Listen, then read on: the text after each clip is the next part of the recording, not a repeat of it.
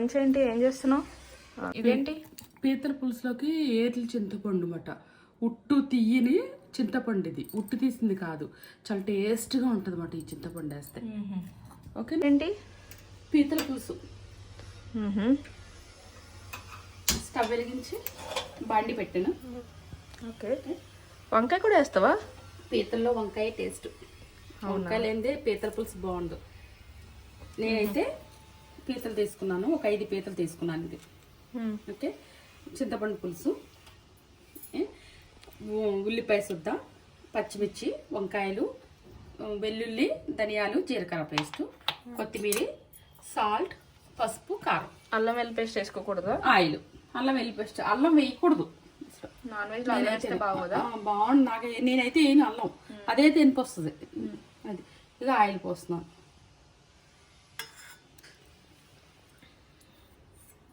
Okay.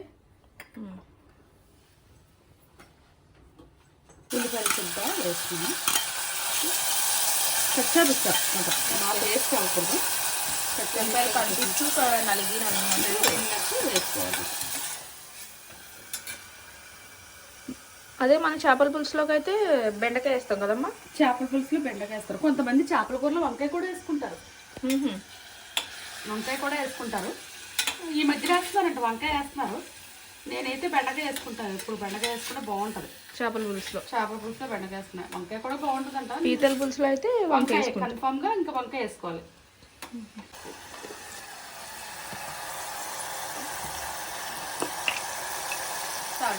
Salt 1 spoon సరిపోతే వేసుకోవచ్చు. ధనియాలు, జీలకర్ర, వెల్లుల్లి పేస్ట్.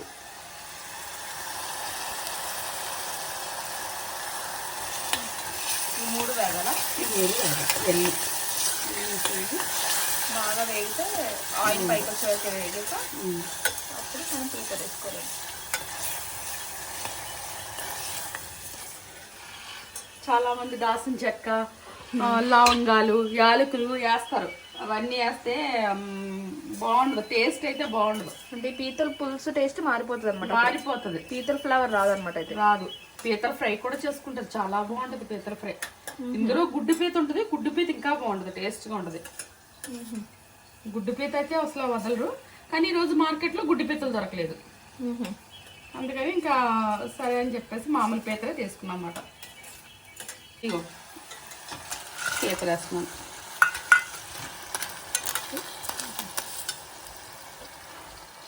పీతలు వేసిన తర్వాత కారం వేస్తున్నాను.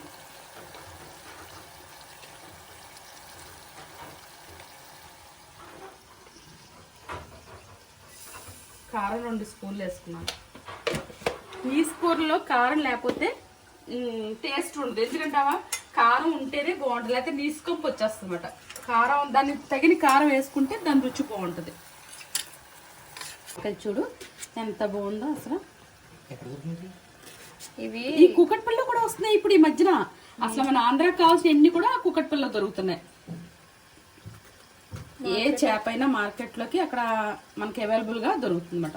మనం ఆంధ్రా నుంచే తెచ్చుకోవాలని నెసెసిటీ లేదు.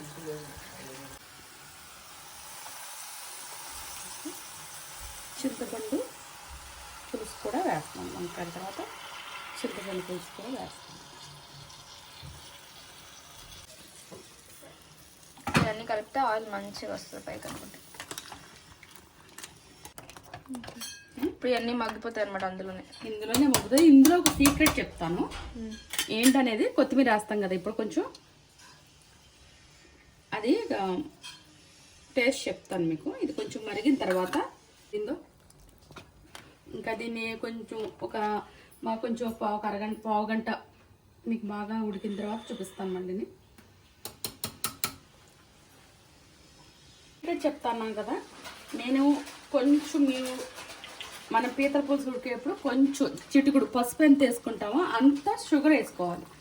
వేసుకుంటే దాని టేస్టే మారిపోతుంది. పులుపు కొంచెం షుగర్ తీపి బాగుంటుంది అంట. బాగుంటుంది బట్ చాలా టేస్ట్ ఉంది. వేసి చూడండి. చిటికుడు పసుపు వేసినంత వేసుకోవాలి. షుగర్ వేసుకుంటే బాగుంటుంది. అది బాగుంటుందమ్మా.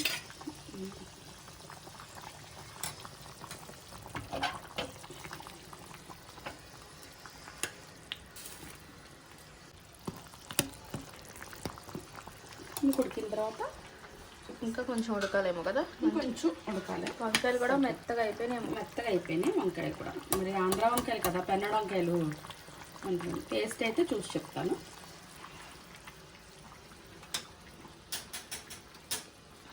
అన్నీ సరిపోయినాయా? అన్నీ కరెక్ట్గా సరిపోయినాయి.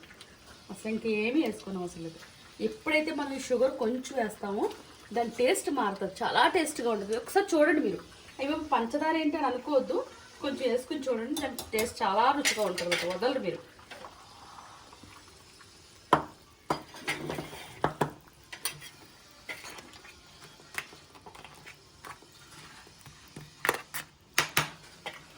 కొత్త కొత్తలాడుతుంది కదా.